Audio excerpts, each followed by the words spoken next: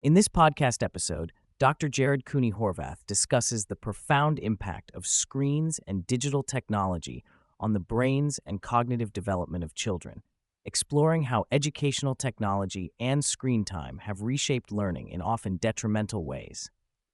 The conversation delves into the neuroscience behind attention, addiction, and social interaction in the digital age, the implications for mental health and behavior, the challenges in schools, and potential strategies for parents and policymakers.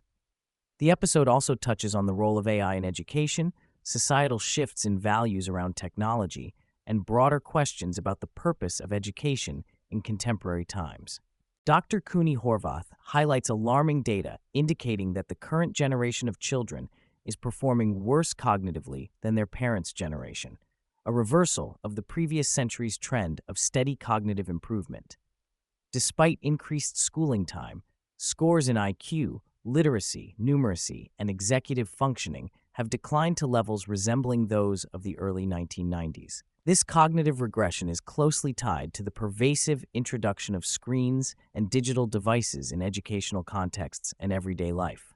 The brain's plasticity means it adapts to what children engage with. Excessive screen time, particularly with rapidly shifting media, damages the capacity for sustained attention and deep focus, essential for learning.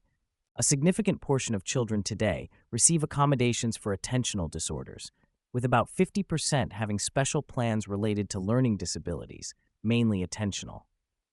Dr. Cooney Horvath explains the concept of induced ADHD, where children mimic symptoms due to the overstimulating, high-threshold environments created by digital devices rather than genuine neurobiological disorder. The continuous bombardment of notifications and rapid media switches drives attention spans down, conditioning the brain to crave instant stimulation and making sustained concentration increasingly difficult. The high digital noise environment forces brains to raise sensory thresholds to cope, leading to behaviors resembling ADHD, but largely reversible if the context changes. Screen use, particularly social media and mobile devices, operates on a classical addiction framework involving cues, actions, and rewards. Notifications serve as cues that trigger the dopamine-driven reward system, compelling users, especially children, to engage repeatedly. Over time, this cycle shifts to anticipatory dopamine release, creating cravings before the action is even taken, mirroring addiction patterns seen in substance abuse. This neurological hijacking explains withdrawal-like behaviors when devices are removed and underpins the compulsive nature of screen use. Technology companies formally employ psychological expertise to maximize habit formation, deliberately engineering devices and apps to exploit these reward loops. The podcast emphasizes the difference between in-person social interactions and digital communication. Live interactions trigger the release of neurochemicals like oxytocin, critical for bonding and empathy, whereas online interactions release tachykinins, molecules associated with stress and depression, signaling social isolation. This biological mismatch means the brain interprets online contact as threatening or isolating rather than connecting. Consequently, increased online time correlates with loneliness and emotional disturbances, driving compulsive attempts to connect digitally and trapping users in a harmful cycle.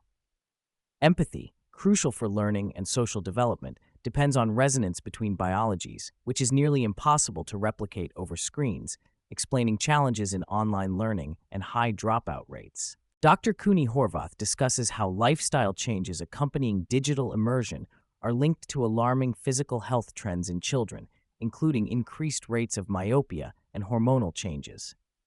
These physical effects reflect broader biological consequences of reduced physical activity, altered exposure to natural environments, and sedentary screen-focused behaviors. The biological systems of children today are evolving under vastly different conditions than previous generations, contributing to concerns about overall health and well-being. The integration of technology into schools has not delivered promised learning benefits, with extensive research showing a linear negative correlation between screen time and academic outcomes. Despite massive financial investment, educational technology often prioritizes engagement metrics that focus on keeping students occupied rather than fostering deep learning. Gamification, for example, drives addiction and engagement, but does not necessarily enhance meaningful comprehension or knowledge retention. Tools like AI tutoring and digital platforms can expedite surface-level fact acquisition, but rarely support the reflective, integrative aspects of understanding critical for true learning. The rush to incorporate tech overlooks the biological and developmental realities of how humans learn best. Teachers frequently feel pressured to incorporate technology irrespective of its effectiveness, sometimes under mandates threatening job security. Many educators privately resist or lament tech's negative impact on student focus and behavior, but lack the institutional support to push back. Schools attempting to replicate the chaotic digital environment of students' outside lives further erode the controlled contexts necessary for sustained attention and executive function development. There is a critical need for schools to act as walled gardens, providing calm, structured spaces where children can develop focus, discipline, and social skills without digital distractions. The episode addresses the erosion of essential life skills, including resilience, face-to-face communication, and the ability to navigate social challenges. Screen-driven interactions do not offer the practice and feedback necessary to develop social competence. Mental health issues, including depression and anxiety, have risen alongside increased screen time and digital immersion, partly due to diminished real-world interactions and the addictive nature of online platforms. Teaching resilience through real social experiences, including failure and conflict, is necessary but increasingly neglected in digital-centric educational and parenting approaches. Parents face profound challenges in managing their children's screen use, often while themselves dependent on devices. Dr. Cooney Horvath stresses the importance of creating tech-free analog spaces at home, such as printing homework and encouraging offline activities to counteract the digital conditioning children experience at school and elsewhere. He recommends parental coalitions to push for opt-outs from unnecessary educational technology and advocates for policies that hold schools accountable for demonstrating tech efficacy. Parents also need to model behavioral boundaries around technology to offer children alternative habits. On a policy level, the expert calls for a moratorium on new educational technology acquisitions pending comprehensive audits of current tools' effectiveness, privacy, and safety. He suggests regulating edtech like medicine, where efficacy must be proven before widespread adoption. Current evidence overwhelmingly shows tech harms or neutral effects on learning, yet investments continue. The focus should shift back to analog methods proven to support learning foundations, literacy, numeracy, and attention skills. Only when these fundamentals are secured should technology play a supporting role. Regarding the contrast between AI's potential and actual educational impact, Dr. Cooney Horvath notes that AI tools might aid the initial stages of learning, such as reading, but fall short at fostering deeper conceptual understanding or critical thinking. AI may help experts streamline tasks, but is inappropriate for novices as a primary learning tool since it bypasses the learning process itself. The tendency to outsource thinking to AI risks weakening cognitive skills and undermining the essence of education, which is growth through struggle, reflection, and human connection.